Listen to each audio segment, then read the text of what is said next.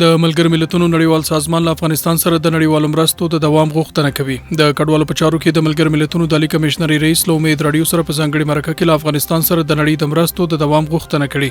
نوموړي د غراض له تاجکستان څخه د افغان کډوالو د احتمالي استو په اړه هم اندېښنه څرګنده کړې.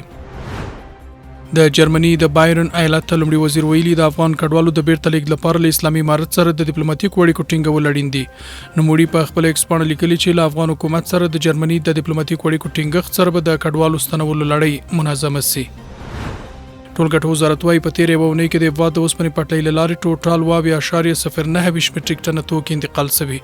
د یاد وزارت د معلوماتو له مخې په دې موده کې 444 میټریک ټنه صادرات شوي چې ډیره برخه وچه میوه او د انارو جوس دي.